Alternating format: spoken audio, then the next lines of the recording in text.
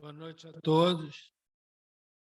Declaro aberta a 18ª sessão ordinária relativa ao 194º ano acadêmico. A Academia Nacional de Medicina parabeniza os aniversariantes da semana, a acadêmica Mônica Gadelha e acadêmico Natalino Salgado. Está em discussão pelo corpo acadêmico a aprovação das atas número 1, 2, 3, 4 e 5 das sessões ordinárias desse ano. Se algum acadêmico tiver algum reparo ou comentário a fazer, presencialmente ou remotamente, por favor, se manifeste. O acadêmico Sérgio Novis quer falar sobre as atas ou quer... Porque nós estamos agora em discussão das atas. É sobre alguma ata? Presidente, não é exatamente sobre uma ata, mas é sobre um ato. Eu só queria dizer 3 palavras. Eu, nesse meu período de adoecimento, eu estou em prisão domiciliar sem tornozeleira, que é a prisão dos que cumpriram com seu dever vida afora. Mas eu só queria chamar a atenção, nesses momentos em que eu estou refletindo muito, um dia eu fui preso de uma situação que me emocionou muito. Ana Luísa me fez melhor do que o Leonardo da Vinci. Ele fez a Mona Lisa, que não fala, que não ouve, que não enxerga, e que lá está no Louvre, morando há muito tempo naquela parede. E Marta e eu fizemos Mona Ana Luísa, que é, sem dúvida nenhuma, mais bonita que a outra, e que, sem dúvida alguma, tem sido progressivamente melhor para quem habita este mundo do que a Mona Lisa de Leonardo da Vinci. De maneira que espero, um dia, poder agradecer pessoalmente a ele, que nos deu esse privilégio, trazer ao mundo Ana Luísa. Muito obrigado. Obrigado, querido Novis. Não podia ser outra coisa de um artista como você, né? Tinha que sair algo realmente espetacular. Vamos continuar, então, na discussão das atas. Se os acadêmicos não tiverem nenhum comentário, nenhuma retificação, nós vamos considerar as atas aprovadas. Vamos passar agora às comunicações dos acadêmicos. Se algum acadêmico quiser se manifestar, se o Novis quiser se manifestar novamente. O Novis é uma alegria enorme estar vendo você aí online, você que é dos acadêmicos que mais ama essa casa, que mais frequenta, que mais se dedicou a ela. Então, muito feliz de estar lhe vendo aí com a sua lucidez e brilhantismo de sempre. Obrigado, Novis, por estar aqui. Algum acadêmico Marcelo Moraes.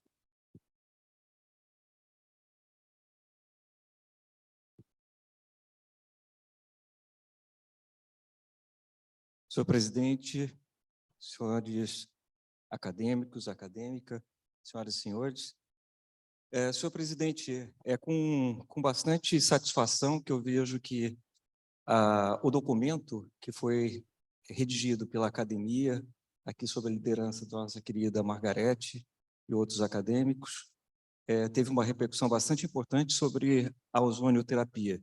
Esse projeto de lei que passou no Congresso Nacional, passou na Câmara, passou no Senado e foi para a Presidência da República.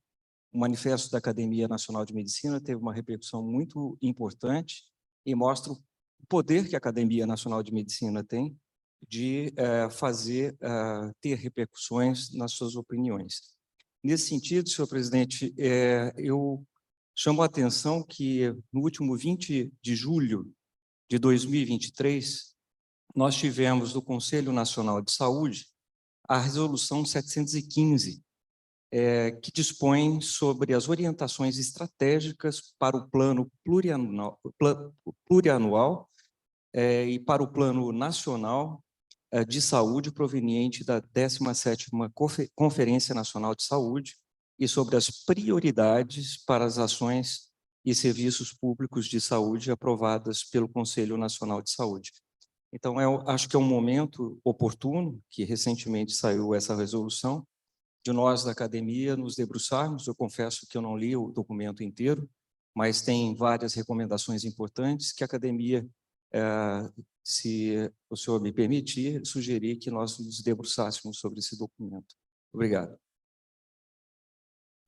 Obrigado, acadêmico Marcelo Morales.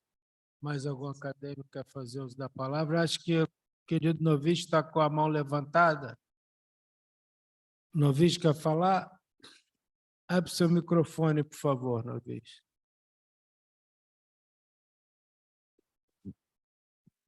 Isso. Gente, eu não queria atrasar o programa, porque cada um que fala é melhor que o outro, mas somente traduzir a minha saudade às sessões da academia e declarar o meu profundo admiração a quem criou esse mecanismo mágico do Zoom, que o Zoom tem realmente permitido que nós, ausentes, sem vontade de ser, nos tornemos um pouco presentes. De maneira que era o que eu falaria como uma declaração. E parabenizar os colegas, os confrades e as confreiras, porque tudo que se vê da academia cada vez nos dá mais entusiasmo. Muito obrigado. Parabéns, presidente Sampaio. E nosso querido Zé Galvão, mas algo de muito especial é o Zé Camargo, porque este homem devolve ao ser humano o direito ao oxigênio, a possibilidade de respirar. Isso é algo de extraordinário. E eu, então, nesse momento de recolhimento involuntário, seus livros e seus artigos têm me dado momentos de alegria, quando parecia que eu não ia mais ter alegrias. Mas Zé Camargo tem se encarregado disso. Muito obrigado a todos. Obrigado, querido Novis. Agradeço novamente o nosso querido acadêmico Ronaldo Damião.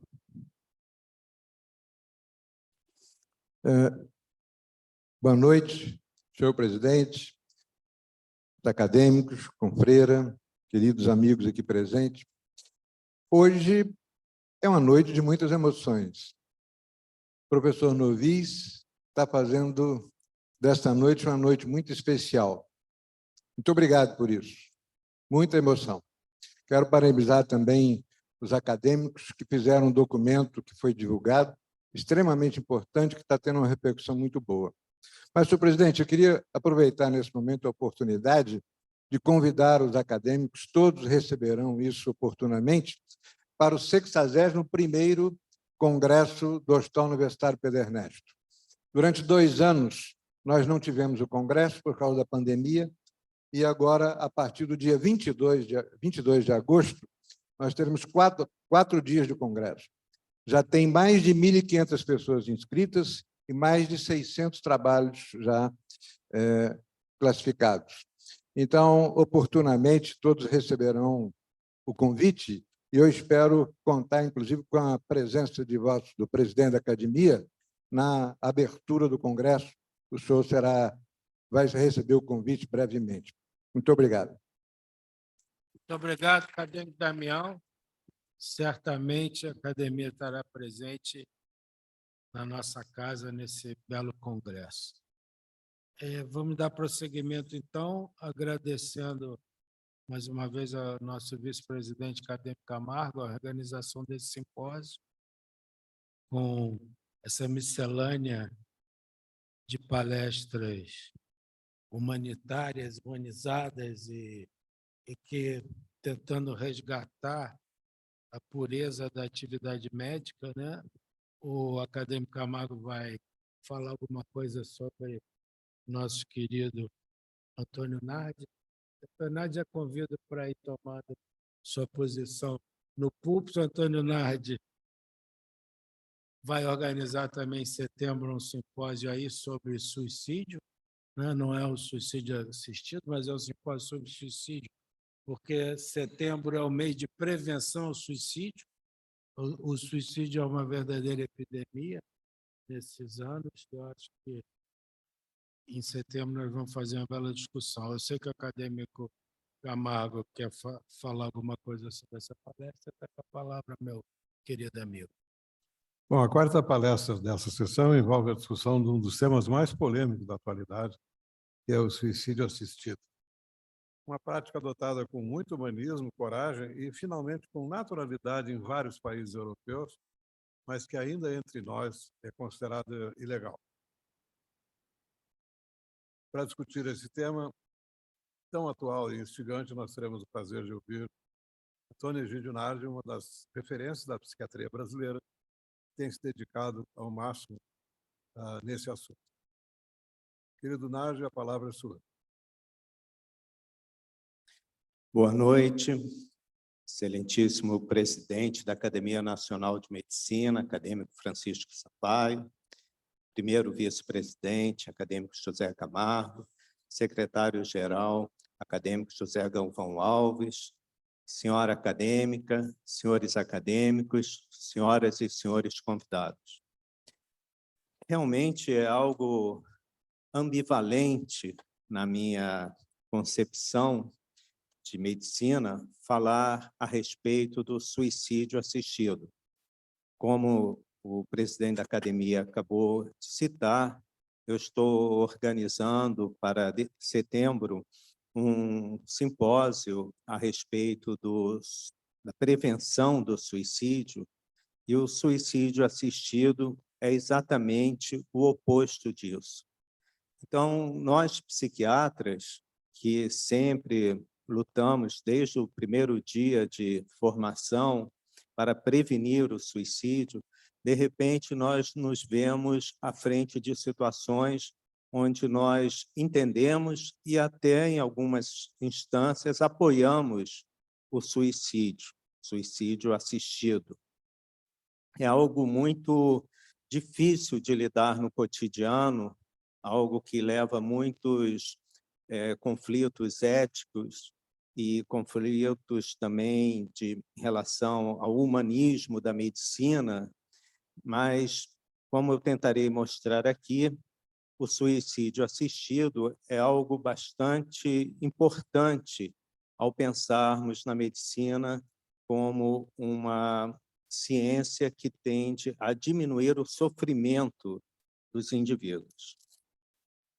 Essa questão do suicídio assistido me levou a pensar também no suicídio de Sócrates, que eu mostro sempre, quando falo do suicídio, a respeito de como isso já teve, o suicídio, momentos diferentes na humanidade.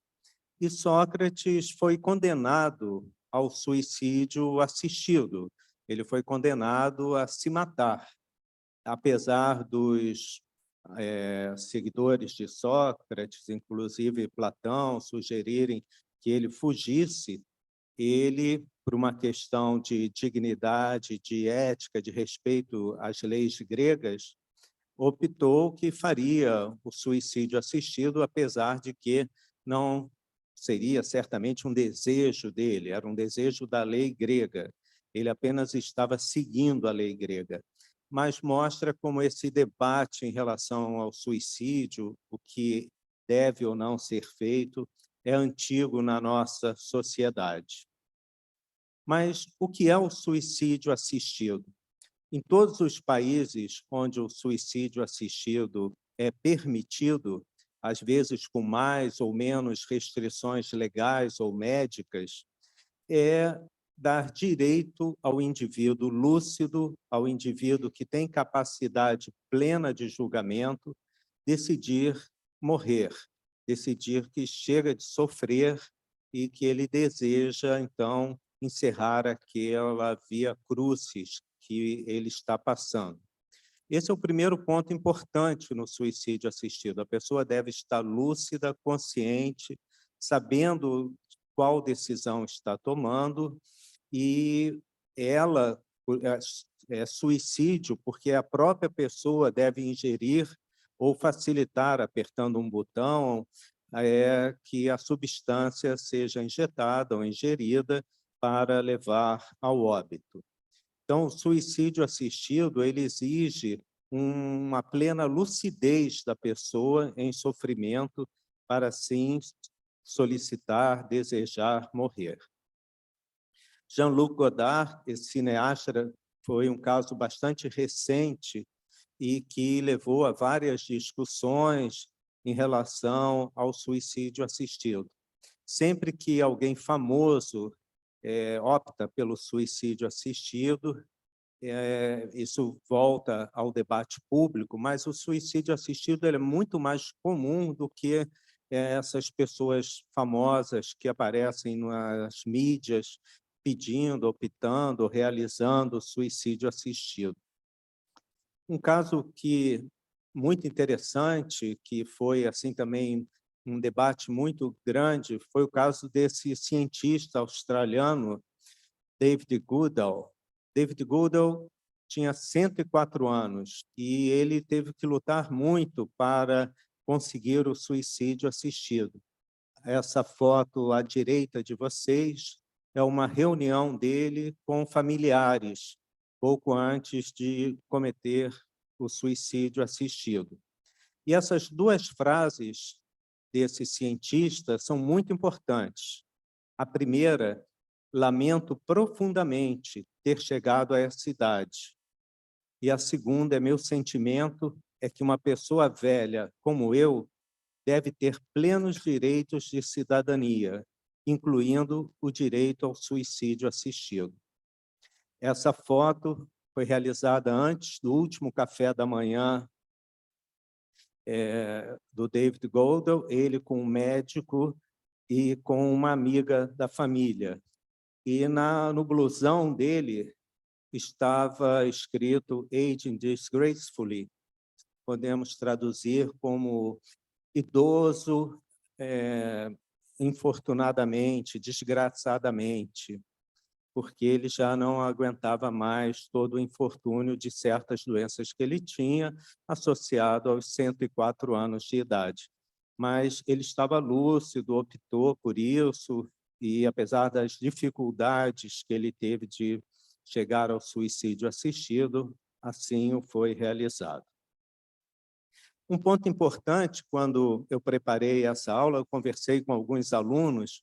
Sempre quando é uma aula diferente, é bom conversar com os alunos, porque eles fazem perguntas e a gente acaba pensando, e alguns confundem eutanásia com suicídio assistido. Então, eu esclareci isso para alguns alunos, e é bom esclarecer aqui também, porque essa aula fica para várias pessoas que até leigos vêm pela internet, então é importante.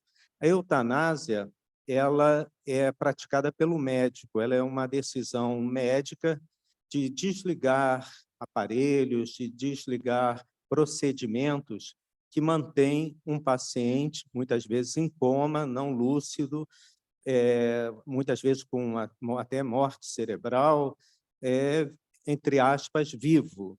Então, a eutanásia é uma decisão médica, o paciente não participa disso e o médico, a equipe médica, decide, então, por parar de manter aquela vida naquele momento, desligar aparelhos e outros meios que estão mantendo aquele indivíduo com o coração batendo ou ainda tendo alguma troca de oxigênio no sangue.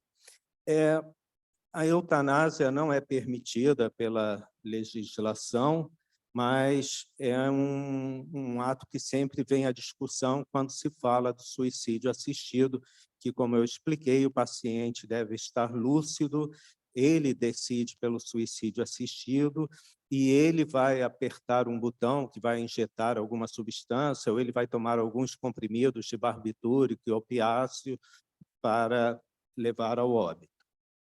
Existem outros pontos importantes, por exemplo, a ortotanásia.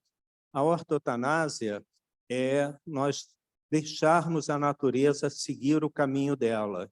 Nós não fazermos nada para manter uma pessoa supostamente ainda viva sem nenhuma esperança.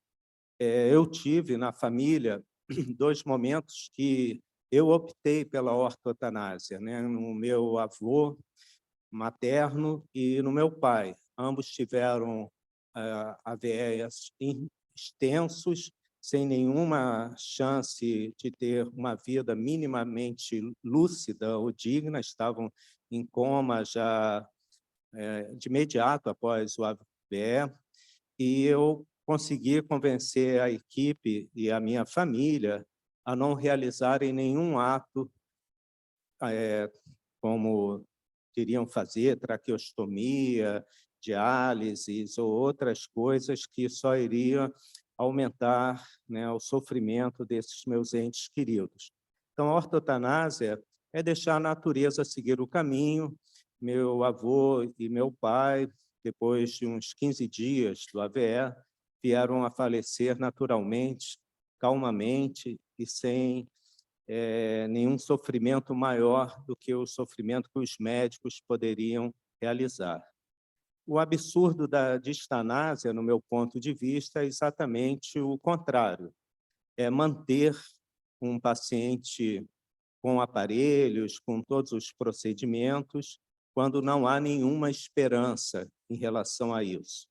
Nós ainda vemos isso aqui nos hospitais, qualquer cidade, aqui do Rio de Janeiro, mas qualquer cidade, pacientes que ficam meses, às vezes até mais tempo do que meses, sendo mantidos sem nenhuma esperança. Aqui é um mapa-mundi, e em azul são os países onde o suicídio assistido é permitido. Infelizmente, eu não consegui mudar a cor do mar, e a cor do mar ficou igual à cor dos países onde o suicídio assistido é permitido. Mas, chamando a atenção da Colômbia, aqui na América do Sul, e de alguns países na Europa, que a Europa eu vou mostrar em seguida num mapa maior, onde há uma cor diferente, e também um estado dos Estados Unidos. São lugares onde o suicídio assistido é permitido, desde que tenha um parecer médico, uma equipe médica e um processo legal que leve ao suicídio assistido. Já o Canadá, grande parte da Austrália, Portugal, Espanha e alguns estados dos Estados Unidos, não há necessidade de um parecer médico específico. Basta o indivíduo desejar e ter um processo legal rápido e simples. Na Europa, agora mostrando mais claramente, vocês veem que Portugal, Espanha, Holanda, Bélgica permitem o suicídio assistido e alguns países, como Alemanha e Itália, eles permitem só após cada caso ser julgado por uma ou mais equipes médicas e ter um processo legal. Vocês podem notar que na Itália existem 2 pontos brancos, porque San Marino e o Vaticano não permitem o suicídio assistido. Eu vou falar do Vaticano mais adiante. Aqui, os Estados Unidos, como tudo nos Estados Unidos, os estados têm leis diferentes, os estados em vermelho permitem o suicídio assistido, os estados em azul não permitem o suicídio assistido, e os estados com verde, cinza ou laranja não têm definições precisas, cada caso é julgado individualmente, mas todos vão à justiça e, muitas vezes, o indivíduo apenas muda de estado, vai para um estado vermelho e resolve o suicídio assistido dele. Na Alemanha, foi feita uma pesquisa de opinião pública a respeito do suicídio assistido. Como eu mostrei, lá é permitido a partir de julgamento médico e legal. E 67% dos indivíduos adultos na Alemanha são favoráveis ao suicídio assistido e 13% são contrários ao suicídio assistido, mostrando que a maioria dos indivíduos reconhece a necessidade do suicídio assistido, nesse caso, na Alemanha. Esse trabalho da Lancet, de 2019, mostra o aumento do suicídio assistido de 2007 a 2017, em vários lugares. Aquela linha azul, está acima de todas, é na Holanda. A Holanda é o país onde mais são realizados suicídios assistidos, e nesses 10 anos, de 2007 a 2017, houve um aumento de quase 100%. Os outros demais, a Bélgica, que vem em vermelho, a Suíça, que é o cinza, e o estado do Oregon, nos Estados Unidos, que é o estado que mais realiza suicídio assistido. Mas, apesar da Suíça ser a mais famosa, é muito mais comum na Holanda o suicídio assistido e na Bélgica. A Suíça é mais famosa porque a burocracia lá é bem menor, e principalmente para o estrangeiro. Aqui que eu iria falar do Vaticano. Essa reportagem do Vatican News é uma reportagem recente, houve uma reunião no Vaticano esse ano, em abril desse ano, onde participaram rabinos, participaram líderes religiosos islâmicos e, evidentemente, católicos de diferentes orientações, e todos foram contra a eutanásia e ao suicídio assistido. Fizeram um documento contrário ao suicídio assistido. E aí eu volto à Itália, não só como italiano, mas admirador da cultura italiana. Apesar do Vaticano perturbar a Itália o tempo inteiro, a Itália consegue, apesar disso, realizar suicídio assistido. E, recentemente, teve um caso na Itália que ganhou grande repercussão, até mundial, porque foi o primeiro caso de suicídio assistido de repercussão pública. Um rapaz de 44 anos, que estava paralítico há 12 anos e vinha pedindo o suicídio assistido, e, felizmente, a justiça italiana, pouco influenciada pela Igreja Católica Romana do Vaticano, permitiu, em 2019, que ele realizasse o suicídio assistido. Esse caso ganhou grande repercussão na imprensa italiana, mostrando como ele era jovem, bonito, tinha uma vida saudável. Os principais jornais italianos foram favoráveis ao suicídio assistido, e esse apoio da mídia foi muito importante para vencer certos preconceitos. O quadro dele era um quadro gravíssimo, irreversível, e foi algo importante para parar com o sofrimento dele. Eu tive um amigo psiquiatra que também teve um AVE, ficou 10 anos na cama, e ele falava que a coisa pior para a vida dele é que ele não conseguia andar, ir até a janela e se jogar, porque ele desejaria muito morrer, já que ele estava paralítico na cama há tantos anos, só sofrendo. Depois, ele acabou tendo uma morte natural.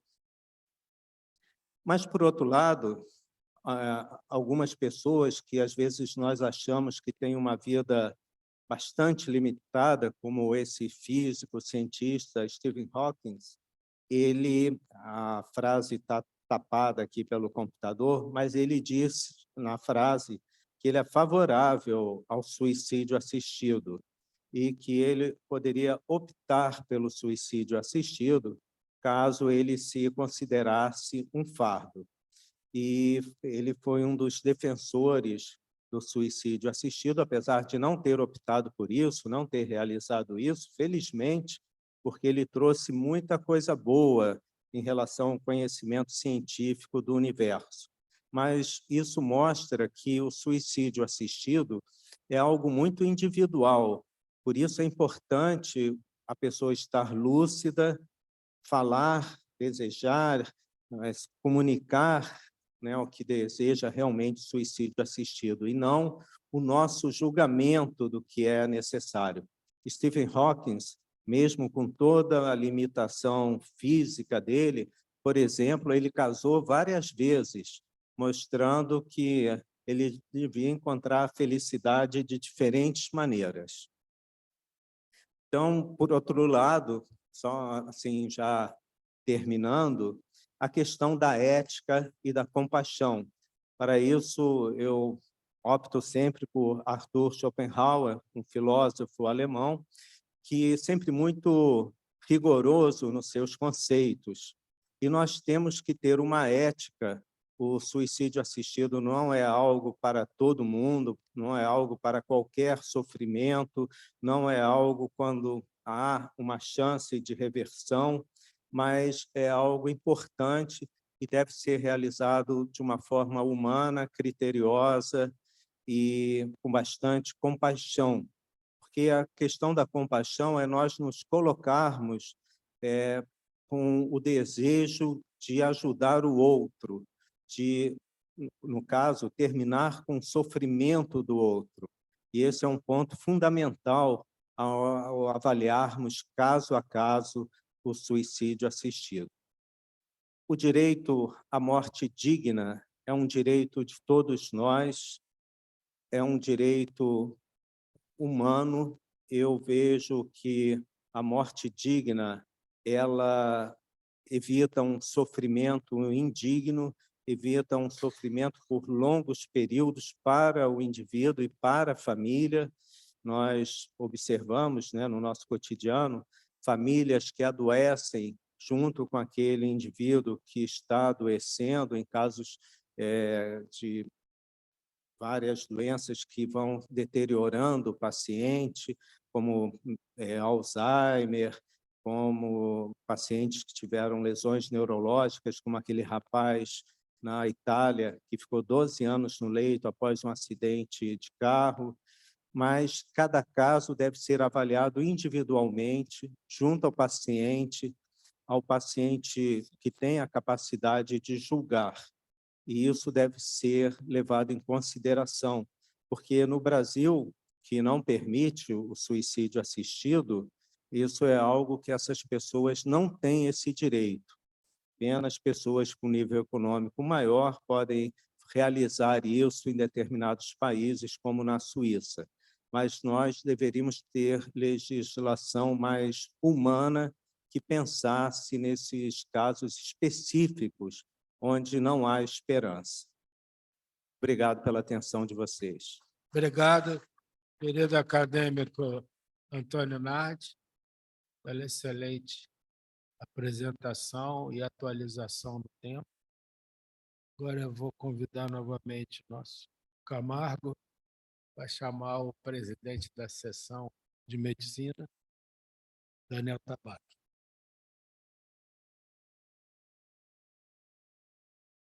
O quinto tema estará a cargo do nosso confrade Daniel Tabac, que abordará um aspecto importante da delicada relação médico-paciente em oncologia, que é a definição de prioridades de informação. O tema controverso envolve posturas radicalmente opostas entre os que defendem que o paciente deve saber toda a verdade o tempo todo e uma corrente mais conservadora que recomenda o que eu chamo de filtros de utilidade, selecionando para oferecer ao paciente o que tem de importante no entendimento da sua condição e na tomada de decisão em relação ao que é mais importante para que o paciente possa participar de maneira ativa sobre a decisão do tratamento mais adequado. Daniel Tabac, a palavra é sua.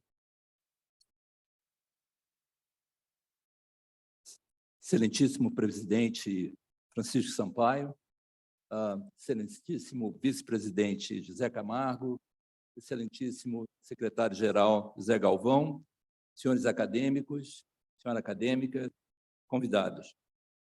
Em primeiro lugar, gostaria de agradecer ao acadêmico Camargo a oportunidade de trazer essa questão. Eu acho que o primeiro gráfico representa como isso é difícil. Muitas vezes, nós nos vemos diante de aspectos tão grosseiros que, na verdade, essa figura representa em que a verdade está muito clara e estabelecida.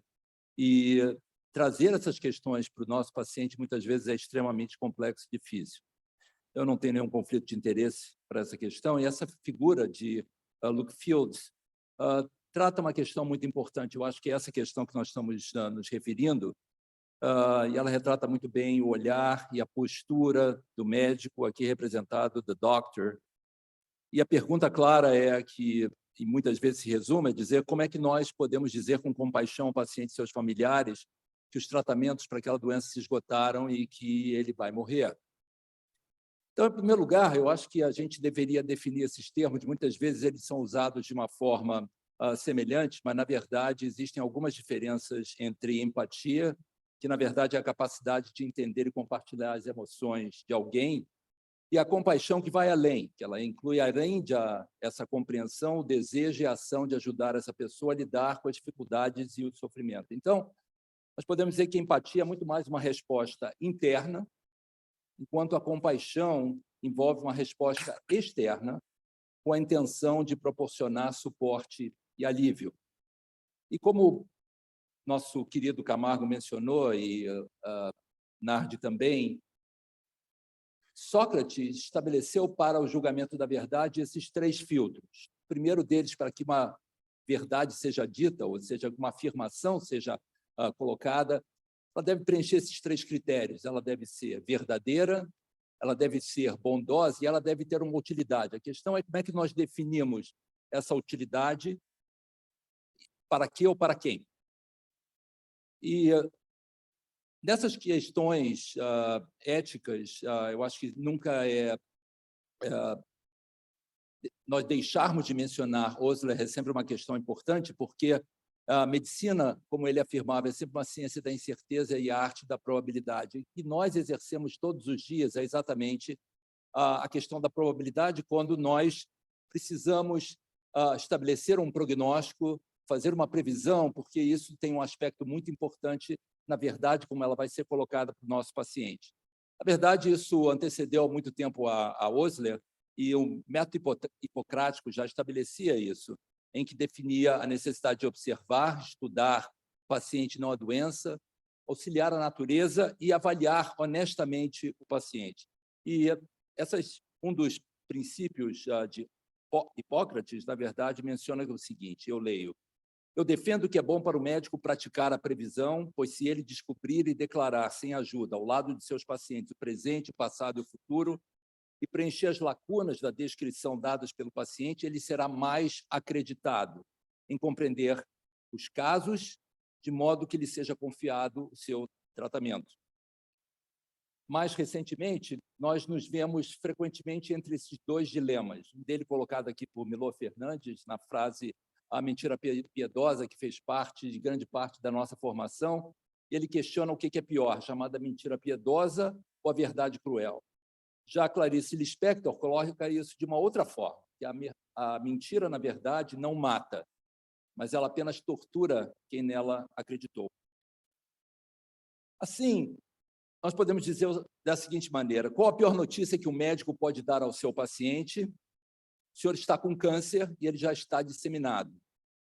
Obrigado, doutor, eu estava ótimo até o senhor falar comigo. Então, na verdade, o aspecto do mensageiro é a razão principal pela qual a chamada conspiração do silêncio se estabelece. Muitas vezes, médico é reticente em trazer essa informação exatamente porque ele é o mensageiro das más notícias e isso acaba criando uma grande ansiedade e angústia no próprio médico, que se sente como o veículo e o portador e, na verdade, responsável por aquela notícia que ele vai ser trazido. Trago aqui um detalhe interessante sobre exatamente esse papel do médico, do Código de Ética da Associação Médica Americana, e veja a data de 1847. E ela diz o seguinte, que o médico não deve ser precipitado em fazer prognósticos sombrios, pois isso sugere empirismo ao magnificar a importância dos seus serviços no tratamento ou cura da doença. No entanto, ele não deve deixar de informar os amigos do paciente sobre os perigos iminentes quando eles realmente ocorrem, e até mesmo ao paciente, se absolutamente necessário. Este papel, entretanto, é tão alarmante quando executado pelo médico que ele deve ser evitado, sempre que possível, e atribuído a outra pessoa de suficiente julgamento e delicadeza.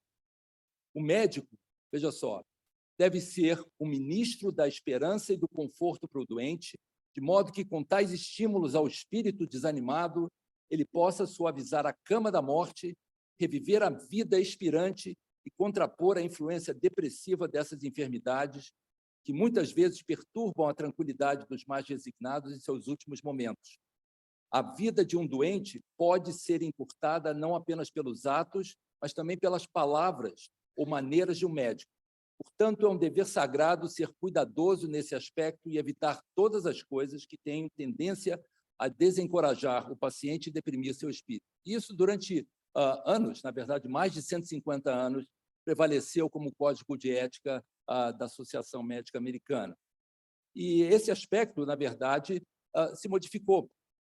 Essa publicação da JAMA de 79 mostra isso, que em 1961, 88% dos médicos tinham como a sua política usual não contar ao paciente ou omitir as informações, e quando que em 1977, 15 anos após, isso se modificou completamente. No caso, quase 100% dos médicos adotaram a decisão de informar o seu paciente sobre o prognóstico e trazer as notícias mesmo quando desagradáveis, quando elas, na verdade, teriam alguma utilidade para o paciente.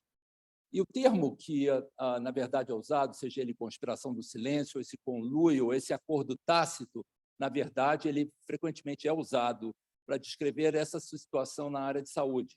Esse acordo que implica na retenção ou não do compartilhamento de informações sobre diagnóstico, prognóstico e detalhes médicos sobre a pessoa doente entre os indivíduos, os pacientes e familiares. E, muitas vezes, isso está relacionado ao fato de que a extensão da vida é o objetivo principal nosso como médico. E, muitas vezes, nós vemos hoje situações como essa, em que a sobrevida desse paciente, por exemplo, é considerado um testemunho da ciência moderna, quando nós sabemos realmente que a qualidade de vida de grande número dos pacientes que se encontram nas UTIs está severamente comprometida pelas medidas chamadas heróicas de extensão da vida. Então, esse é um exemplo interessante, ele é de 2012, essa publicação, foi publicado no New England, sobre expectativas do paciente com câncer a respeito do papel da quimioterapia. A gente deve pensar nisso com um certo cuidado, porque hoje, nesses últimos 10 anos, com a introdução de várias medidas terapêuticas, os resultados talvez seriam diferentes, mas, de qualquer forma, eu acho que o que foi demonstrado naquela ocasião, em 2012, quando nós sabemos que pacientes com câncer de pulmão metastático, câncer de colo retal metastático, em que a sobrevida desses pacientes era medida em 12 a 16, 18 meses, quando perguntados, esses pacientes achavam que a probabilidade de cura deles chegaria em torno de 40% a 50%. A probabilidade de extensão da vida em torno de 60%, e mesmo o controle de sintomas em torno de 50%. Ou seja, na verdade, a visão dos pacientes informados pelos médicos não corresponde à realidade, e o fato deles não receberem a informação adequada muitas vezes os priva de tomar decisões importantes no sentido da sua vida e mesmo ressignificá-la. E de forma que esse é um aspecto que ainda hoje é muito frequente, porque essas discussões e essas apresentações são muito difíceis. E existem algumas expressões que indicam esse acordo tácito, esse conluio. Muitas vezes, o médico se apresenta silencioso, ele despreza um tópico. Algumas expressões, por exemplo, choro junto ao paciente, discussão com colegas. Algumas expressões verbais, como explicações prolongadas, desvio das questões essenciais. Algumas questões comportamentais, por exemplo, evitar o paciente, ou mesmo algumas expressões como explosão de raiva, seguidas de culpa por evitar o paciente. Então, todos nós passamos por etapas como essa. E, na verdade, existem várias justificativas para isso. Algumas justificativas para esse pacto sejam ligadas ao paciente, aos seus familiares, seja ele um ato de amor, preservar a esperança, preservar a felicidade do paciente, a incapacidade psicológica daquele paciente de poder lidar com aquelas informações, criar a chamada aura curativa, a ideia de que, dessa maneira, a esperança de uma maior sobrevida pudesse ser mantida, ou até mesmo no sentido de evitar conflitos com os familiares. Mas o médico tem algumas questões próprias. Ele acredita que ele não deve destruir a esperança, ele, obviamente, pode causar alguma morbidade psicológica e a qualidade de vida ser prejudicada, é estressante. Falta de tempo é um dos aspectos muito importantes, imagina lidar com essas questões diariamente. Foco na recuperação, de modo geral, esse é o objetivo principal da nossa atividade profissional. Falta de treinamento, em algumas situações a barreira do idioma é importante, algumas questões culturais também são importantes, e principalmente não saber lidar com as suas emoções. Então, todos nós podemos nos identificar com alguns desses aspectos que foram mencionados. Respondendo objetivamente à pergunta do acadêmico Camargo, quais os princípios da verdade total com compaixão na relação médico-paciente que eu considero importante? O primeiro deles é pedido de permissão, e esse pedido de permissão vem com um consentimento informado, seja ele formal ou, na verdade, pela possibilidade que o paciente nos permite de prosseguir com aquela conversa, com aquela relação que se estabelece bem próxima entre o médico e o paciente. Então, nós precisamos estabelecer as regras para a revelação de informações clínicas, sempre com a permissão do paciente. E essas perguntas são vitais. O paciente deseja ser o principal sujeito a ser informado? Qual o papel dos familiares? E o paciente deseja ser completamente informado.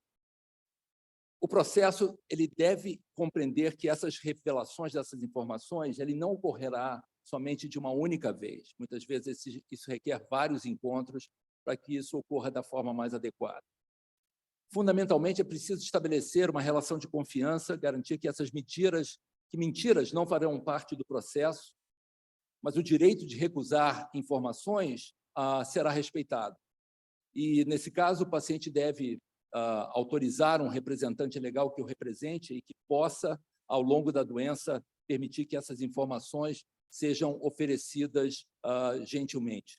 Então, por exemplo, um exemplo de uma verdade útil, aqui eu coloco entre aspas, o médico se dirige ao paciente reconhecendo e respeitando o seu desejo de que certas informações sejam omitidas, mas garantindo que, presentemente, essas informações seriam apresentadas novamente para que esse fato pudesse ser novamente avaliado. Então, alguns exemplos que, na verdade, foram mencionados sobre o protocolo Spikes, mas eu criei aqui algumas formas mais práticas de tentar adotar essa questão, trazendo os aspectos das sutilezas. Então, algumas estratégias, algumas habilidades e alguns exemplos. Então, em relação às estratégias, a primeira coisa fundamental é criar condições. É fundamental que haja um ambiente seguro, privado e em que interrupções não ocorram. A segunda questão é preciso que haja uma introdução, quer dizer, que, na verdade, todos esses aspectos sejam trazidos e, frequentemente, nas reuniões multidisciplinares, que os demais membros do time se apresentem, clarifiquem os seus papéis.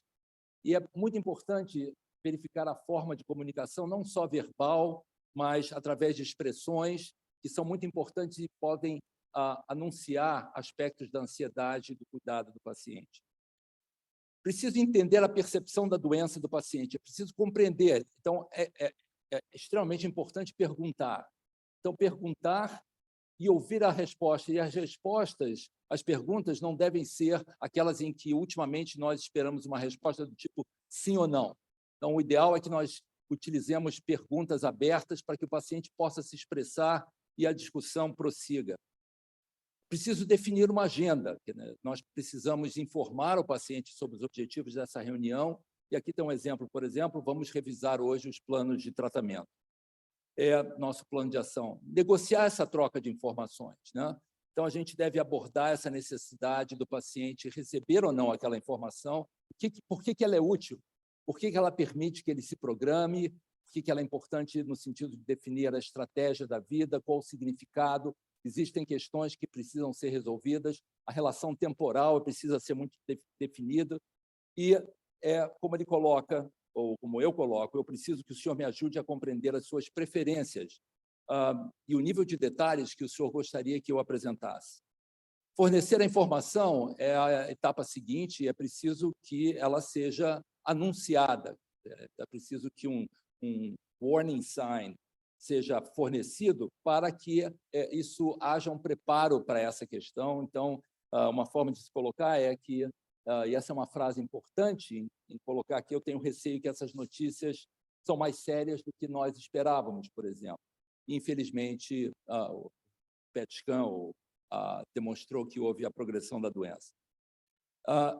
Sempre devemos usar a empatia e as palavras para indicar que o médico compreende esses sentimentos do paciente e partilhar disso, descrevendo quão frustrado nós nos encontramos a ter que trazer aquelas notícias para aquele paciente.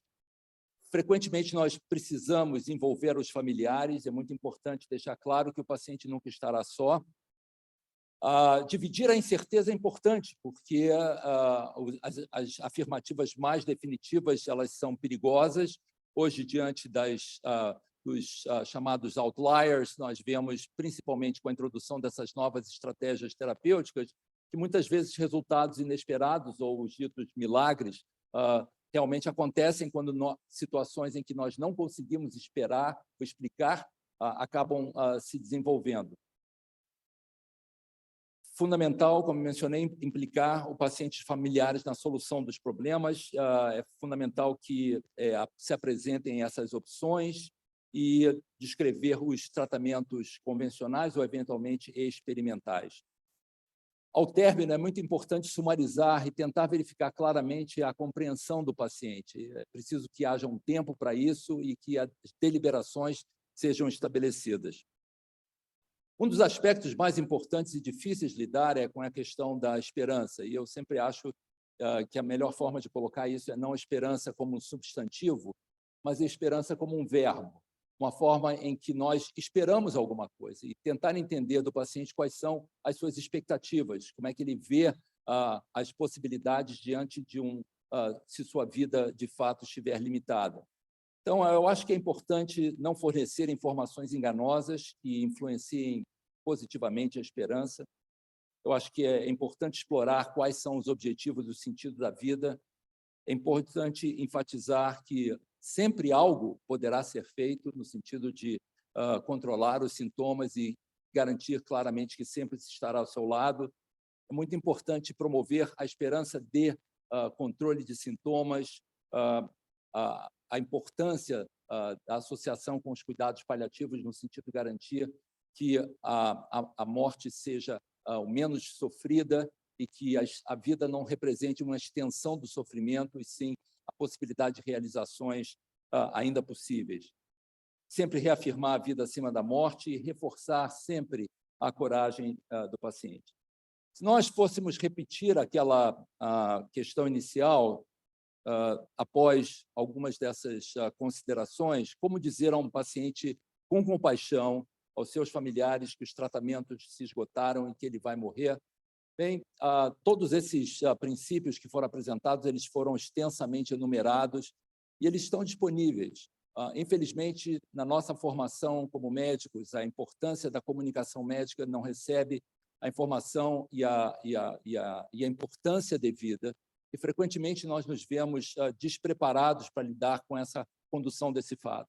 Foi importante, como o nosso presidente Sampaio iniciou a sessão, descrevendo sobre os aspectos da inteligência artificial. De fato, em junho, essa publicação do New York Times mostrou que, muitas vezes, talvez, as nossas maneiras à beira do leito talvez sejam melhor representadas pela inteligência artificial. Esse artigo se refere a uma publicação do JAMA Internal Medicine, em que os pacientes foram submetidos a uma avaliação e cuidado do diálogo, seja por médicos físicos ou através da máquina. E, surpreendentemente, muitos pacientes se sentiram mais confortados, tiveram um retorno mais empático pelas afirmações da máquina do que dos médicos que os cuidavam. Então, de fato, se de alguma maneira isso não for possível, repetir essa frase e essa pergunta para o ChatGPT, certamente muitas informações úteis vão poder advir dessa pergunta. Obrigado, senhor presidente. Muito obrigado, querido acadêmico Tabac, pela excelente apresentação.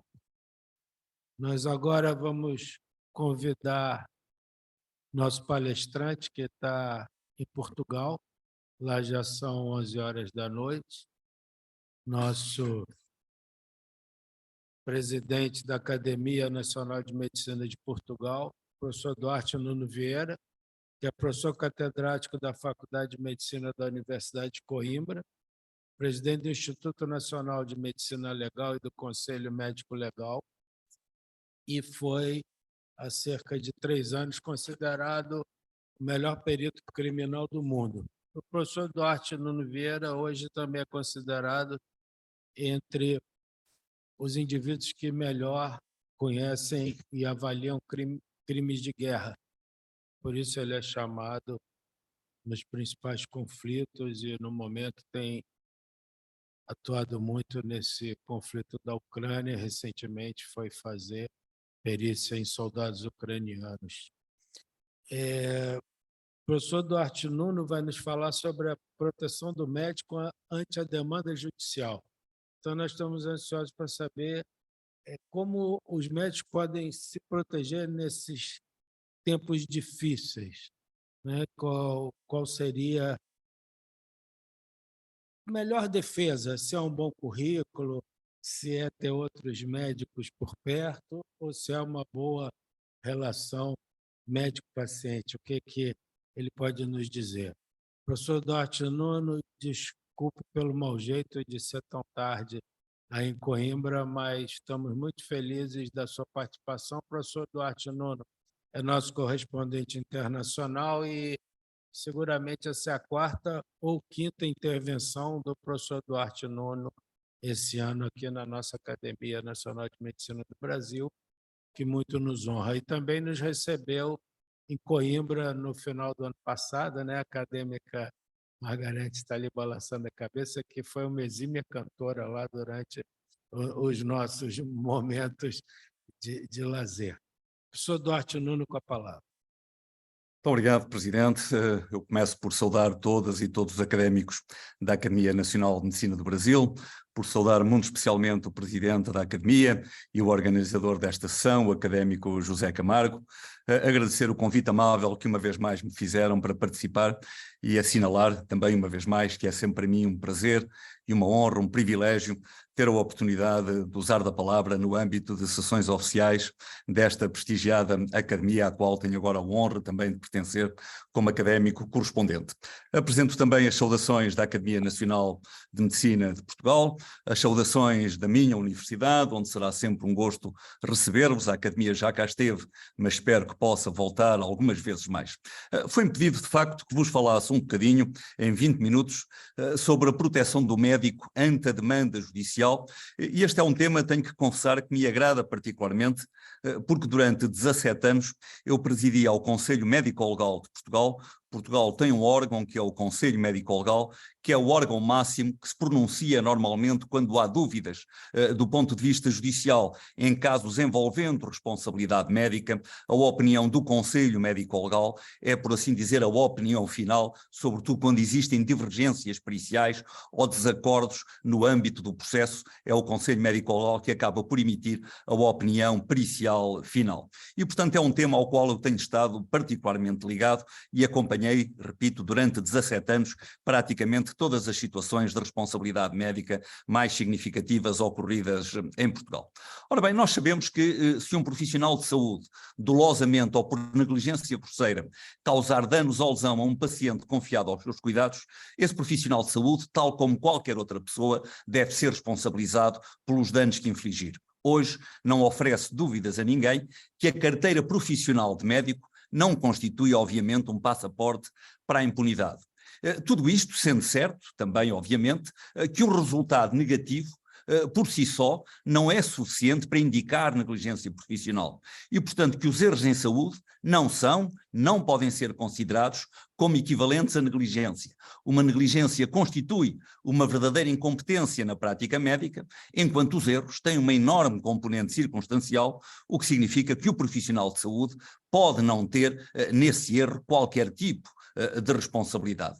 Até porque os cuidados de saúde, como todos sabemos também, são prestados em ambientes com interações complexas entre múltiplas variáveis, como sejam o próprio processo de doença, a equipe de profissionais de saúde, os equipamentos, a infraestrutura, as políticas, os procedimentos organizacionais da instituição onde os cuidados são prestados e, portanto, contrariamente àquilo que acontece com muitas indústrias, os setores de saúde não desfrutam do luxo de processos bem definidos e bem encadeados. E, portanto, hoje está perfeitamente claro como água, é cristalino como água, que a obrigação do médico é uma obrigação de meios, não é uma obrigação de resultados e, portanto, aquilo que se espera do profissional de saúde é que atue de acordo com o cuidado, com a perícia, com os conhecimentos compatíveis, com os padrões pelos quais se regem os profissionais de saúde sensatos, razoáveis e competentes do seu tempo. Mas isto não significa que, de facto, o médico não esteja hoje, neste século XXI, permanentemente sentado num dos pratos da balança da justiça ao longo da sua atividade prática profissional. E, de facto, foi na transição do século passado para o presente século, na transição do século XX para o século XXI, que surgiu um enorme alarme na comunidade internacional, que levou múltiplas organizações a chamarem a atenção que estavam a ser atingidas proporções de crise em alguns países, com um número crescente de ações judiciais, com indemnizações por vezes exorbitantes, com prémios excessivos e até com indisponibilidade de seguros de responsabilidade médica em algumas áreas profissionais, e isto aconteceu sobretudo com algumas especialidades que traziam consigo o apelo por um resultado positivo e que, quando esse resultado não acontecia, levava a que a justiça fosse imediatamente acionada, e um dos exemplos paradigmáticos é a cirurgia plástica. E este alarme surgiu com a publicação nos Estados Unidos de vários documentos no âmbito de uma série de publicações sobre qualidade em saúde do Instituto de Medicina das Academias de Ciências dos Estados Unidos e, sobretudo, com estes dois documentos, um publicado mesmo no final do século XX, em 1999, e outro publicado mesmo no início do século XXI, em 2001, e que davam conta de números absolutamente alarmantes que despertaram, de facto, um enorme alarme social na comunidade internacional. Estes documentos assinalavam, por exemplo, que anualmente nos Estados Unidos 2% dos doentes admitidos num hospital sofrem eventos adversos que poderiam ter sido prevenidos, que cerca de 1,3 milhões de doentes nos Estados Unidos anualmente sofrem lesões, sofrem danos devido a erros cometidos durante a hospitalização, que quase 20% ficarão com deficiências permanentes resultantes desses erros e que quase 100 mil mortes por ano poderiam ser evitadas porque são devidas a erros que poderiam ser prevenidos. Isto levantou, repito, um alarme e levou a que todos os países do mundo procurassem, enfim, ver qual era a sua própria realidade, mas a verdade é que nós não conhecemos a realidade. Como a Associação Mundial de Direito Médico assinalou, os casos de má prática médica são, do ponto de vista de dados epidemiológicos, extremamente imprecisos. Os números verdadeiros são difíceis de conhecer. E são difíceis de conhecer por duas razões principais. Porque muitas vítimas abrem processos ou apresentam de reclamações por casos em que verdadeiramente não há erro médico, mas também porque muitas vítimas de casos onde pode ter existido erro médico acabam por não apresentar reclamações e, portanto, nós não conhecemos verdadeiramente qual é a casuística, a não ser alguns países que têm um sistema de reporte mais avançado, como é o caso dos Estados Unidos. E a verdade é que acabamos por ver que existem exageros e que hoje, muitas vezes, apenas porque o resultado não é totalmente o esperado ou porque o doente não gosta da terapêutica recomendada, muitas vezes surgem queixas absolutamente infundadas. Ora bem, neste sentido, nós temos hoje algumas indicações de quais são os elementos principais que podem ajudar o médico, que podem prevenir a situação do médico perante uma demanda judicial. E desde logo um dos meios fundamentais é promovermos uma melhor participação dos eventos adversos. Hoje está mais do que demonstrado e toda a literatura sobre responsabilidade médica, mesmo ao mais recente, como é este caso deste livro, recentemente publicado sobre a responsabilidade médica na Ásia e na Australásia, toda a literatura salienta que uma forma de melhorar a segurança e indiretamente através dessa melhoria de segurança proteger o médico é nós termos um bom sistema de reporte dos eventos adversos que permitam ao médico perceber aquilo que pode acontecer e prevenir este tipo de situações. Ora, desde logo nós sabemos que os erros em saúde são subnotificados. Nem todos os erros, eu diria em alguns países a maior parte dos erros prejudiciais para a saúde não são divulgados. E, portanto, a transparência na comunicação de erros está longe de ser a norma, isto por razões que todos conhecemos, pelo receio de litígios, pelo receio de represálias, pela má publicidade, pela preocupação em manchar a reputação e, portanto, existe aqui aquele código do silêncio que todos nós conhecemos. Mas sabemos que o reporte de erros, repito, é uma das melhores maneiras do médico se proteger e que deveria haver sistemas de reporte voluntário daqueles erros mínimos que produzem um dano pequeno ou quase nenhum dano, os chamados quase erros, e um reporte obrigatório dos erros que levaram a danos sérios ou mesmo à morte da pessoa. Agora, também sabemos que a maior parte dos sistemas que foram implementados em muitos países, nomeadamente em Portugal, que tem 2 sistemas de relato de erros, um deles criado pela Ordem dos Médicos, o chamado Conselho, aquilo que no Brasil chamam os Conselhos de Medicina, outro criado pelo próprio governo, são sistemas que não têm funcionado, porque os sistemas só funcionam se cumprirem pelo menos 3 objetivos. Se quem reporta sentir que está protegido de represálias, se quem reporta sentir que não vai ser acusado ou repreendido por ter feito esse reporte, e se o reporte puder ser feito de uma forma simples, num formulário que não ocupe mais do que uma página, porque se fizer perder muito tempo, obviamente que não vai haver reportes. Ora, nós não precisamos de inventar a roda. Nós temos hoje, a nível mundial, 2 sistemas de reporte com provas dadas e que mostraram ser particularmente eficazes. O sistema FMEA, um sistema, aliás, com origem militar nos anos 40 nos Estados Unidos e que tem proporcionado excelentes resultados, mas um outro sistema, vindo de um país europeu, o sistema MERIS, Medical Error Reporting Information System, surgido na Grécia e que tem dado também excelentes resultados. E, portanto, o mundo e os diversos países deveriam pensar na adoção de um destes sistemas para melhorarem a qualidade dos reportes de eventos adversos no seu próprio país. Por outro lado, nós sabemos hoje quais são as situações que estão mais frequentemente na gênese de processos de demanda judicial. E, contrariamente àquilo que muitos pensam, não são habitualmente os profissionais mais jovens, com menos experiência.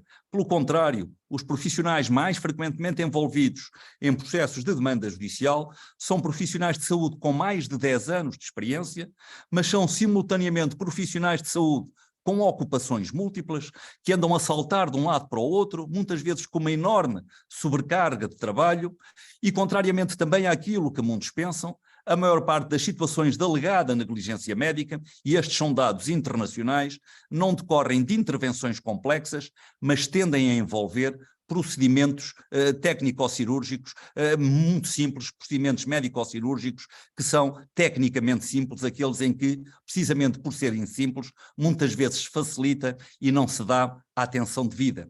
Mas mostram também os dados internacionais, e estes são dados da Associação Internacional de Direito Médico, que a maior parte das demandas judiciais decorre essencialmente de um fator, de uma comunicação insuficiente ou deficiente entre médico e paciente ou entre médicos e os familiares do paciente e de falhas no atendimento.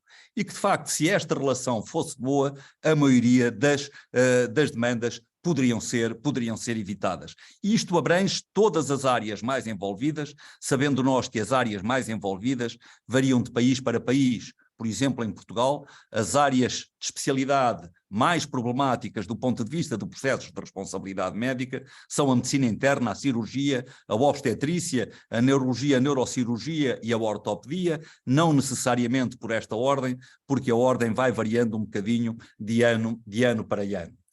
Outra intervenção fundamental será em termos do sistema legal. Uma das coisas que tem sido assinalado a nível internacional é que a maior parte dos países continuam a ter sistemas legais que não evoluíram para acompanhar a evolução que a ciência médica teve. Isto é, não há dúvida nenhuma que é moral e socialmente inaceitável deixar um paciente arcar sozinho com o custo resultante da aleatoriedade da atividade médica. Mas a verdade é que é também muito injusto responsabilizar os médicos por situações em que estes não cometeram nenhuma falta e em que aquilo e os danos que ocorreram resultaram precisamente disso e apenas disso, da aleatoriedade da atividade médica.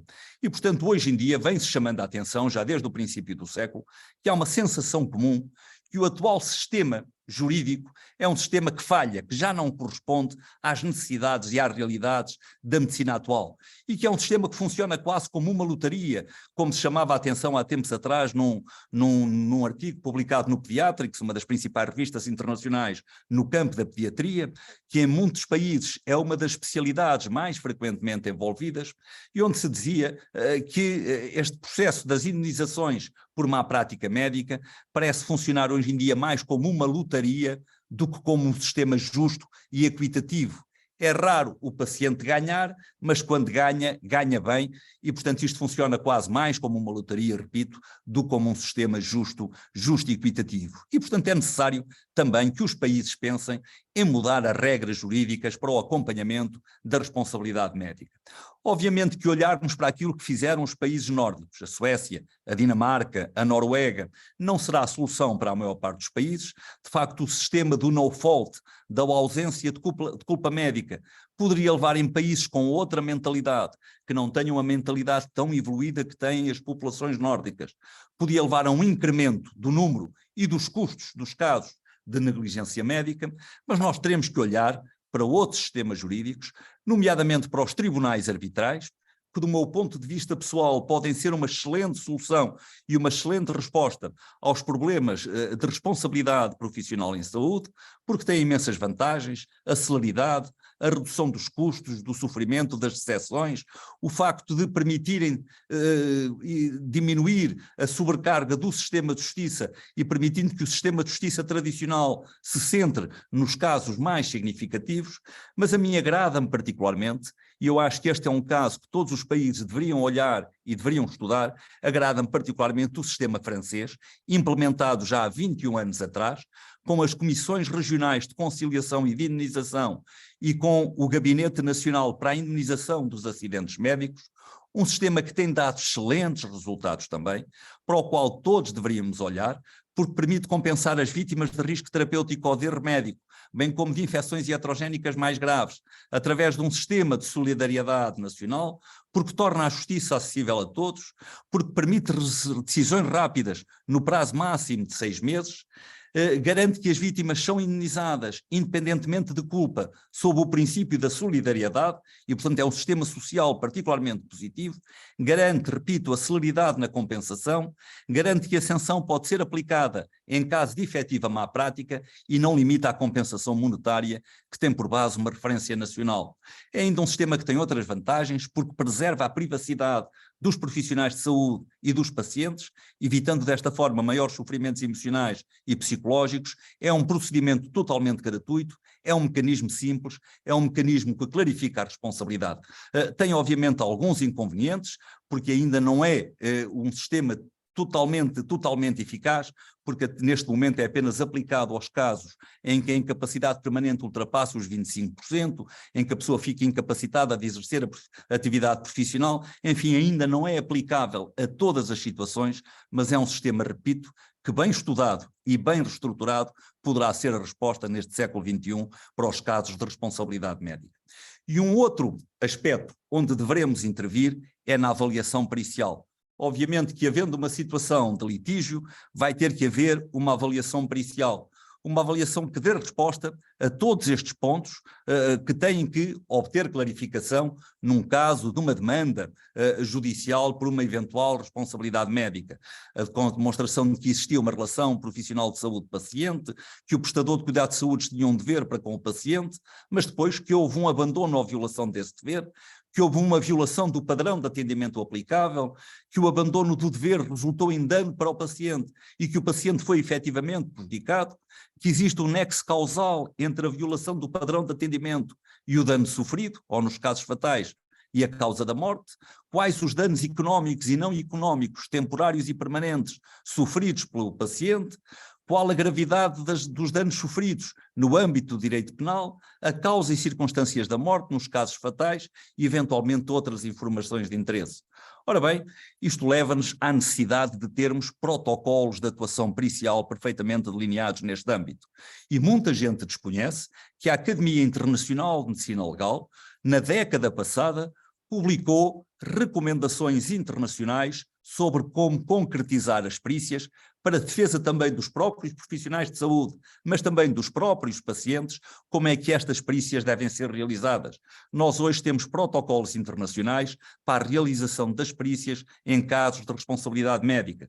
Estes protocolos começaram a ser preparados quando eu próprio presidia a Academia Internacional de Medicina Legal, foram concluídos por o meu sucessor, pelo professor David Ferrara, da Universidade de Pádua, em Itália, e estabelecem precisamente os algoritmos para tudo aquilo que deve ser feito, seja no paciente que teve a felicidade de sobreviver, seja nos casos com consequências mais nefastas e com morte, estes algoritmos dão precisamente todas as fases de uma perícia corretamente executada que permite chegar a conclusões seguras, a conclusões sérias, a conclusões honestas, a conclusões eficazes.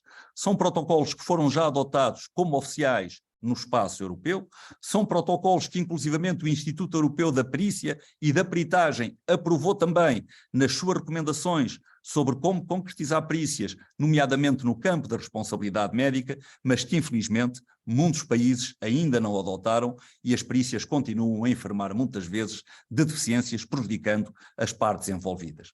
Enfim, eu poderia ter limitado a minha intervenção apenas a este diapositivo para dizer que a proteção do médico ante a demanda judicial vive essencialmente destes 7 mandamentos: da promoção de uma boa relação médico-doente e família. Se esta relação for boa, obviamente que o médico se encontra particularmente bem protegido quanto a uma eventual demanda judicial. A probabilidade de demanda será escassa se esta relação for uma relação forte e, portanto, promover uma boa relação é algo de fundamental.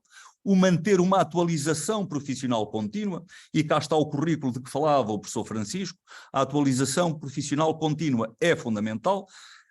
É por isso que as faculdades de medicina, as escolas médicas, não podem apenas ensinar aquilo que se sabe no momento, têm também que ensinar esta aprendizagem contínua e a necessidade do médico aprender ao longo da vida e consciencializar o médico que grande parte daquilo que lhe é ensinado durante o curso estará errado ou estará ultrapassado quando ele começar a exercer uma atividade especializada. Depois é necessário também concretizar uma informação detalhada ao doente, tal como já foi aqui hoje assinalado, obter um consentimento informado, mas verdadeiramente informado, dar uma particular atenção ao prontuário médico, isto é, registros cuidados e completos, ter sempre um seguro de responsabilidade civil, isto é a melhor maneira também de proteger um médico perante a demanda judicial e, em caso de chegarmos mesmo a vias de litígio, pois saber escolher um perito competente. Eu assinalo que hoje há já empresas internacionais que promovem exclusivamente a defesa de médicos. Um bom exemplo é a empresa espanhola Promed, porventura uma das empresas com maior implantação internacional, e onde por preços verdadeiramente razoáveis o médico tem quem lhe acompanhe o caso, quem dê opiniões, quer do ponto de vista médico, quer do ponto de vista jurídico, e portanto escolher um perito competente é algo absolutamente fundamental. Bom, eu penso que os meus 20 minutos estão a acabar e, portanto, como sou um otimista por natureza, apesar deste alarme social que aqueles 2 documentos americanos suscitaram na transição do século, e alarme que, em alguns países, veio de facto a confirmar face ao enorme aumento das demandas judiciais, a verdade é que eu estou convicto que vão vir dias melhores, que esses dias não serão necessariamente apenas sábados, domingos e feriados, podem ser todos os dias e, portanto, eu espero que se nós soubermos de facto promover aqueles 7 mandamentos e se soubermos, nomeadamente através das nossas academias, fazermos a pressão social e sobre os governos para as alterações, nomeadamente legislativas, na forma como estes casos são acompanhados, nós poderemos estar todos a contribuir, de facto, para a proteção do médico, que é simultaneamente também a proteção do doente, porque no final aquilo que nós todos queremos é que haja justiça e que a justiça seja aplicada com seriedade e que, obviamente, quem atuou com negligência, de forma grosseira, seja penalizado, porque assim deve ser, mas que não seja penalizado aqueles que atuaram corretamente e onde o erro foi apenas o resultado da aleatoriedade da atividade médica. E agradeço uma vez mais a atenção e o convite que uma vez mais me fizeram, e repito, é sempre um prazer e uma enorme honra colaborar nas iniciativas da Academia. Muito obrigado. Obrigado, professor Duarte Nuno. Muito obrigado por ter vindo novamente a essa sua casa aqui no Brasil, presencial e virtualmente. Muito obrigado pela excelente apresentação.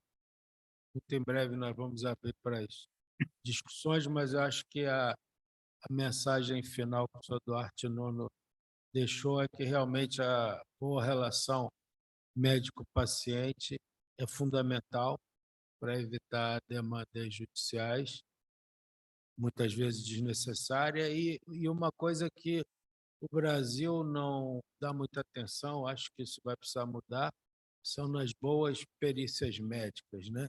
De tal maneira que um perito médico no Brasil geralmente é um indivíduo mal remunerado. Aqui os peritos eles trabalham em geral para o governo, né? Ligados à área de segurança pública, fazem algumas perícias para os juízes, mas, no geral, são mal remuneradas. E o que impressiona é que, em Portugal, por exemplo, hoje um perito é a especialização médica melhor remunerada. Então, as demandas judiciais e as defesas aqui no Brasil não valorizam muito qual perito vai atuar e como ele deve atuar, e, por isso, muitas vezes são mal feitas. Mas nós vamos abrir isso para discussão. Agradeço mais uma vez ao professor Duarte Nuno Vieira de estar já tão tarde aí no recesso da sua casa, nos brindando com a sua participação. Só queria deixar, queria tapar aqui uma mensagem que eu me lembro. No ano 1998, o então governador de São Paulo, Mário Covas, foi internado no Hospital de Clínicas da USP com uma hematura macroscópica que tinha um câncer de bexiga. E por lá eu estava e acompanhei algumas vezes as visitas ao Mário Covas. Ele foi operado, depois ele ficou bem, 1 ano e meio depois o câncer voltou, ele estava no exercício do governo e também reinternou, e aquelas visitas constantes, era o governador, e um dia ele chegou e falou assim: olha, eu já entendi como funciona a visita médica. Quando entra um médico só no meu quarto, eu sei que é boa notícia. Quando entram 3, 4, eu já sei que é para vocês dividirem as más notícias. Médico dá boa notícia sozinho, não dá. Quando ele quer dar uma notícia, ele quer dividir com outros. E aquilo ficou uma mensagem assim que me impressionou muito. Realmente, pelo menos em cirurgia, quando a gente tem que falar que tem que reoperar, ou que sangrou, precisa voltar para a sala, a gente sempre chama alguém junto, né? 2, 3, vamos lá avisar ele. Mas quando você vai falar, olha, correu tudo bem, vou tirar sua sonda, você vai para casa urinando, daqui a meia hora ninguém chama ninguém, vamos lá tirar a sonda. Você tira a sonda sozinho. Então, assim, isso me impressionou muito, como que o Mário Covas teve essa visão, né? Ele falou, olha, já sei quando é má notícia, quando é boa notícia. Isso tem a ver um pouco com o que o Tabaque falou aqui para a gente. Bom, eu estou abrindo, então, a palavra para a bancada acadêmica.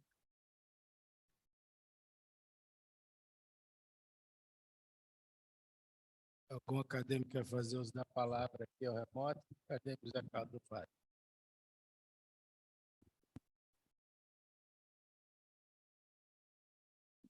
Senhor presidente, ilustres membros da banca, meus estimados confrades, convidados. Eu apreciei muito a palestra do Daniel Tabac. Ele falou com muita precisão e clareza como nós nos devemos portar diante um caso de um paciente com câncer e, sobretudo, com doença avançada ou disseminada. Eu gostaria apenas de aduzir 2 aspectos. Ele falou da conspiração do silêncio. Esse é um ponto em que eu sempre dei maior atenção. É muito comum, quando o paciente está com uma doença avançada e, eventualmente, passou por alguns outros médicos, que marque uma consulta e vai à família. E, com frequência, um filho ou esposo, ou o contrário, pede para entrar sozinho primeiro. Essa aí já está muito claro que já há uma conspiração do silêncio. Eu escuto a pessoa, falo, vem cá, mas faz o favor, mande ele entrar com os outros parentes para eu examiná-lo e depois vamos conversar.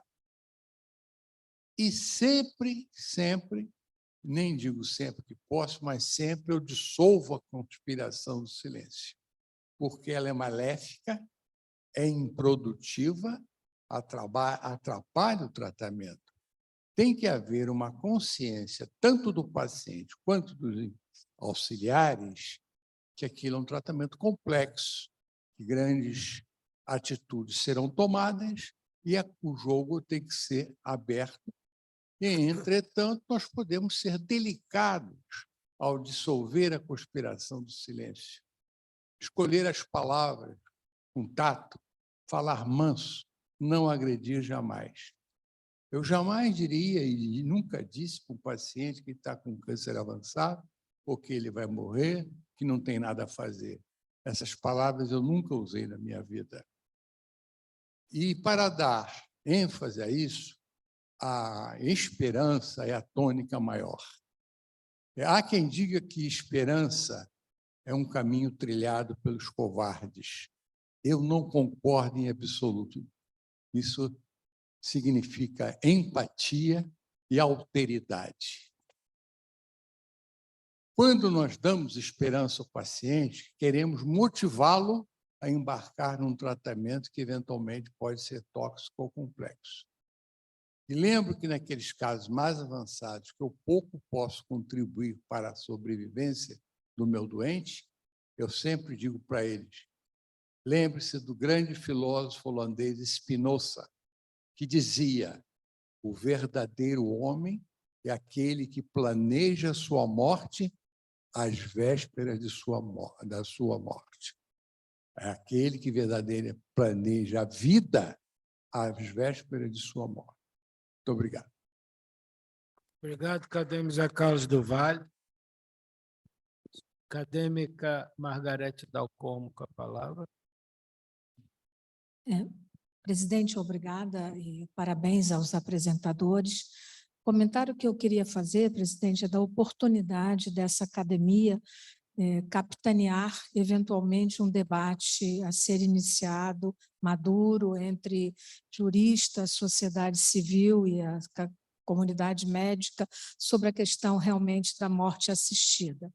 Eu tive, particularmente, a oportunidade de acompanhar uma pessoa amiga em Zurique, ao Instituto Dignitas, quando ela foi se matricular. Eu não estive no momento da morte, porque só os 2 filhos e o marido, que era o professor Alain Touraine, muito conhecido de todos no Brasil, a mulher dele era muito minha amiga, e eu vi como é que era o procedimento. Foi aí que eu entendi que a pessoa realmente precisa estar lúcida e com alguma força no braço para segurar o copo de pentobarbital, que é a substância que é dada e ninguém pode ajudar. Então, fica alguém da família que a pessoa escolhe, 2 pessoas, e depois a parada cardíaca é imediata, entra o médico. Tudo isso eu participei dessa instrução que foi dada. O médico entra, constata o óbito, a polícia entra, tem sempre um policial de plantão, constata também e depois é emitido o laudo e o atestado de óbito para que a família possa levar. Então, essa é uma discussão que eu acho que, na maturidade do Brasil e com o envelhecimento da nossa população, é seguramente uma discussão da qual nós não podemos nos furtar mais, e eu acho que essa academia não mereceria não se furtar a esse debate. É uma sugestão. Muito obrigada.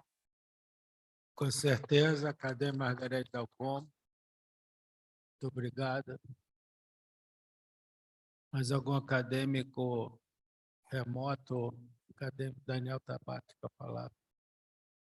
Senhor presidente, senhores acadêmicos, eu também gostaria de fazer um comentário em relação à questão do suicídio assistido. Na verdade, acho que o termo traz várias prerrogativas que ainda são mais discricionárias. O termo mais frequentemente utilizado, né, é assistência médica no morrer, medical assistance in dying, e acho que isso traz isso de uma forma mais abrangente e menos preconceituosa do que a questão do suicídio. Acho que, realmente, como a acadêmica Dalcomo mencionou, nós precisamos ter uma assistência madura, porque, muitas vezes, mesmo diante de todas as medidas que hoje estão disponíveis, como a sedação paliativa, muitas vezes o sofrimento é de tal ordem, tal demanda, que a discussão sobre essa possibilidade deve ser trazida. O que me traz muita surpresa, e, na verdade, eu li ontem, é que o Canadá está prestes a aprovar uma lei sobre a assistência médica no morrer para pacientes psiquiátricos.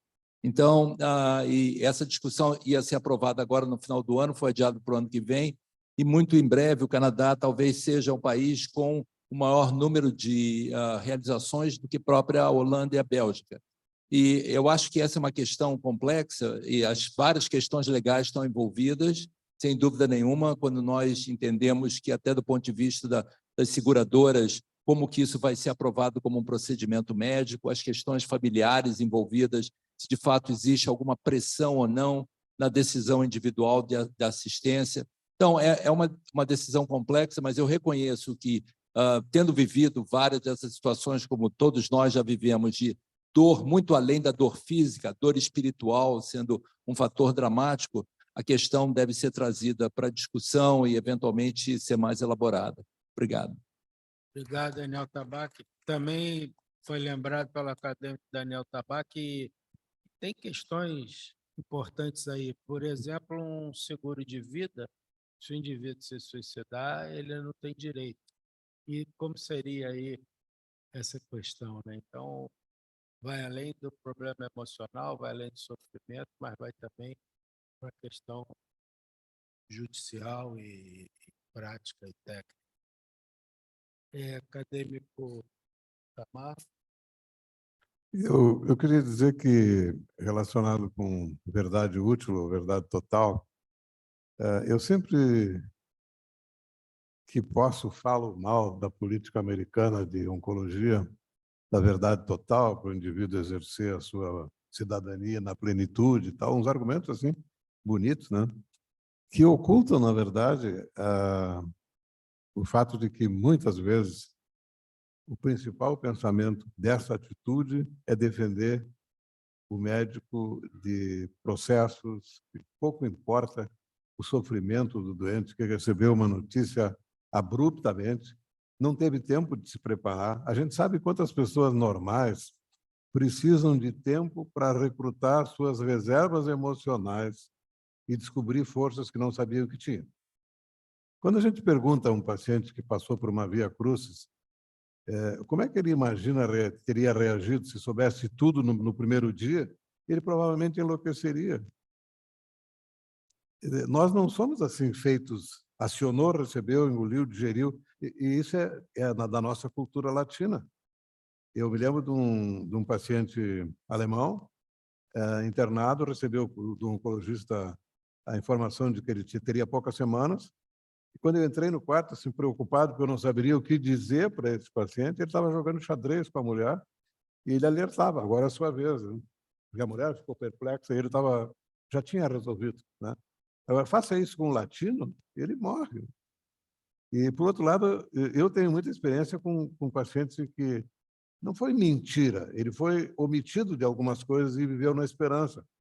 E quem tem esperança pode não viver mais, mas o tempo que ele vai viver, ele vive melhor. Disso eu não tenho nenhuma dúvida. Muitas vezes a verdade total significa amargura. E sem nenhuma justificativa, né? Se eu for viver 11 meses, eu gostaria que eu soubesse na terceira semana do 10º mês que as coisas não estavam bem, né? Obrigado, acadêmico Camargo. Eu não tenho tanta experiência quanto os oncologistas, mas o urologista também vê muitos casos oncológicos. Uma coisa que me preocupa é sempre perguntar a um familiar se esse indivíduo tem planos importantes do tipo investimento, Isso sim. comprar um imóvel muito caro, se deslocar para outra cidade e viver em outro país. Recentemente tive um caso de um amigo muito próximo assim. Então, eu acho que nesses casos a gente tem que alertar, olha, o senhor não investe em todas as suas economias agora porque o senhor tem uma doença grave. Aliás, é uma causa do processo médico a alegação de que se ele soubesse muito antes, ele teria deixado a família melhor financeiramente, né? Mas isso é uma questão de sensibilidade do médico, conversar com a família e descobrir, né? Claro. Então, assim, só acho que a gente tem que... Eu, por exemplo, eu sou um pouco mais verdadeiro, eu falo a verdade mais crua se ele tiver planos assim muito importantes de mudanças súbitas na sua atividade. Daniel Tabaque com a palavra. É só mais alguns comentários em relação à questão da verdade total. Eu acho que, primeiro aspecto, a forma. Eu acho que a forma como foi ser colocada essa questão é fundamental no sentido da apresentação dos fatos. Segundo aspecto é pedir a permissão para aquele paciente. Para alguns, os números são importantes, em algumas situações a questão é quantitativa, outras questões é qualitativa.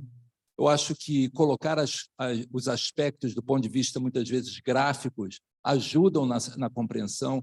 E uma preocupação grande, por exemplo, quando um paciente pergunta, eu gostaria de ouvir a sua opinião, doutor, eu vou morrer?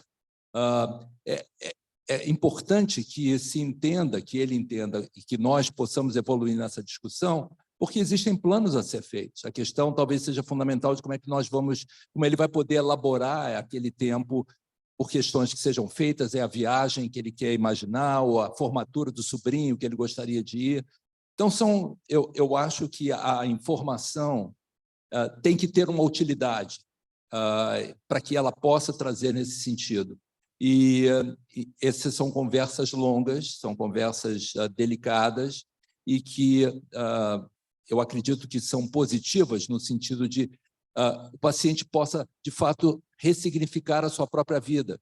Muitas vezes eles querem resolver questões familiares, pedir desculpas. Se ele não tiver ideia dessa questão, os sonhos ficam perdidos. Então, essa aqui é a minha posição. Obrigado, acadêmico Tabaque. Acadêmico Antônio Nardi quer falar? Obrigado, senhor presidente.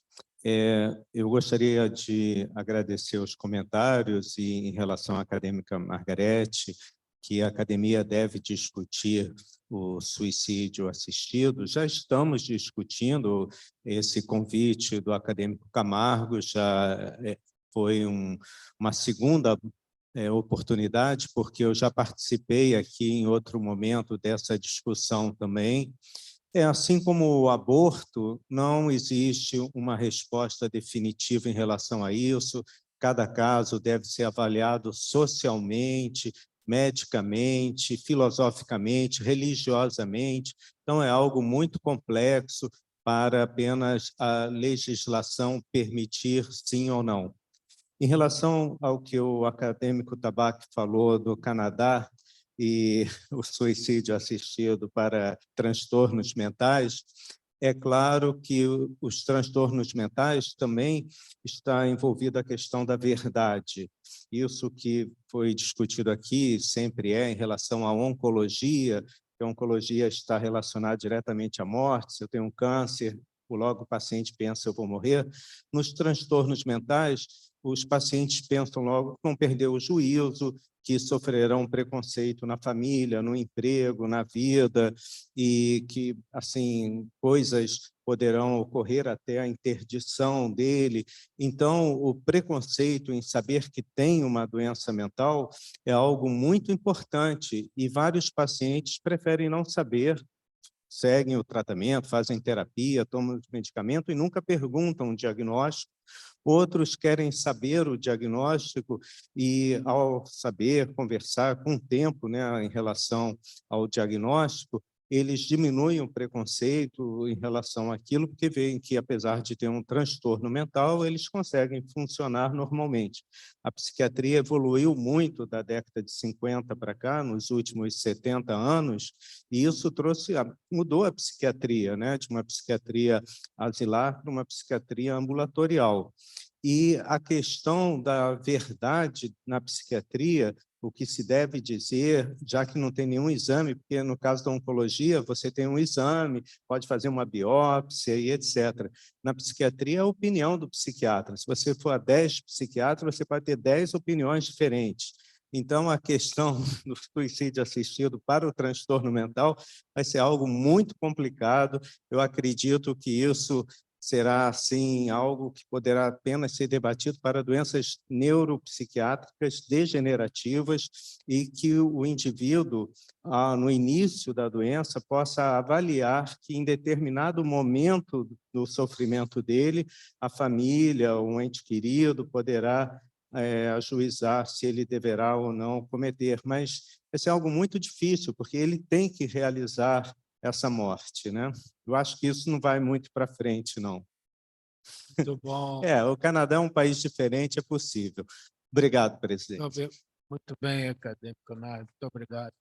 Acadêmico Zé Galvão Alves quer fazer algum comentário.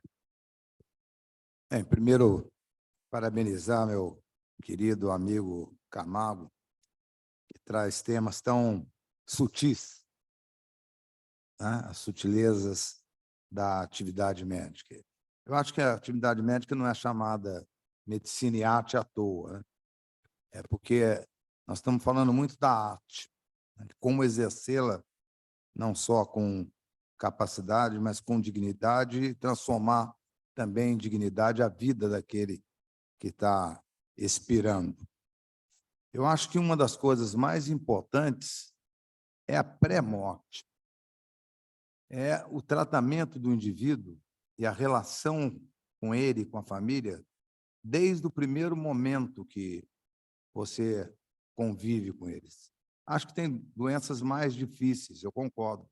A oncologia é uma doença difícil, até porque a terapêutica também é muito dolorosa, muito, por vezes tem um sucesso cada vez mais frequente. Mas eu acho que a Elizabeth Kubler-Ross, quando publica seu livro há muitos anos sobre a morte e o morrer, nós já estávamos pensando nisso. Como é que nós vamos aceitar a morte, né? Então, isso é uma coisa muito complexa. Eu acho que o Nardo foi muito feliz quando ele fez um en passant aí sobre as várias religiões, sobre as várias culturas, da maneira que aceitam e outras que não aceitam, né? Curiosamente, algumas culturas aceitam a morte muito bem, né? E nós temos muita dificuldade de aceitar a morte. O que nós estamos discutindo mais não é, talvez, a morte. Nós estamos discutindo mais o sofrimento do doente. Se ele não tivesse tão sofrido pela terapêutica, por não se preparar e não aceitar a morte, talvez fosse mais fácil aquilo tudo. E eu não sei que horas que nós temos que colocar isso no ensino médico, que horas que nós devemos discutir com os garotos. Lógico que quando eles estão no internato, isso acontece, mas já mais precoce, quer dizer, e como abordar isso? Você vê como é difícil o tema, né? O tema é muito angustiante. Eu que sou um hipocondríaco com medo da morte, imagina isso tudo, né? Mas eu acho que o tema tem que ser discutido, sim, por nós todos, em todos os níveis, passo a passo, né? Como foi mostrado num dos slides, que acho que foi do Eduardo, ou do próprio Nardi, a escada é muito melhor do que a rapidez do elevador, né? Tem que ser uma coisa para e passo. Muito obrigado, senhor presidente. No mestre Camargo, mais uma vez, parabéns. Obrigado, acadêmico Zé Galvão Alves e acadêmico Camargo, por fazer seus comentários. Bom, eu queria dizer, eu acho que o Tabaco disse a palavra mais importante, assim, é o jeito de dizer. O jeito de dizer que faz toda a diferença. Eu digo duas coisas para os meus residentes. Primeiro, quando você tem uma notícia ruim, você tem que ter a consciência que depois dela, você nunca mais vai ser a mesma pessoa, para esse paciente ou para a sua família, para o bem ou para o mal. O peso da notícia ruim é que não pode ser ignorado, porque é irresgatável essa desconsideração se não houver uma cerimônia, um ambiente adequado, e a ideia de respeito, isso tudo não se recupera mais. A segunda coisa que eu digo muitas vezes é que, como a palavra correta é a coisa mais importante, pense como é que você diria isso se o paciente fosse seu pai ou a sua mãe. Partindo do princípio que quem ama protege, se você vê o paciente com essa ideia, você vai encontrar as palavras mais doces, mais adequadas e vai dizer a mesma coisa. E o paciente e a sua família vão te ver com consideração de quem valorizou o sofrimento ou a perspectiva de sofrimento deles. Eu queria agradecer as pessoas que participaram, e foi uma tarde muito importante, eu acho, e nós temos, como o Galvão recomendou, nós temos que levar isso, sim, para a graduação, e eles têm que começar a discutir, porque senão nós passamos pela vergonha frequente que o paciente foi visto, acompanhado pelo médico durante meses, e depois ninguém deu o médico não se apresentou para contar o que aconteceu, e ele recebeu a notícia pela chefe da enfermagem ou pela portaria do hospital. É uma prova contundente de que nós não fomos treinados para conviver com a adversidade. Nós somos preparados animicamente para dar notícias boas. Obrigado, acadêmico Camargo.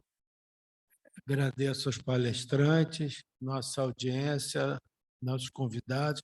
Agradeço especialmente, estimado amigo presidente Duarte Nuno Vieira, que está desde lá em Coimbra, quase meia-noite, já, obviamente, querendo descansar. Estimado presidente Duarte Nuno, muito obrigado por mais essa participação na sua casa aqui no Brasil, na sua academia. Muito obrigado a todos e dou a sessão por encerrada.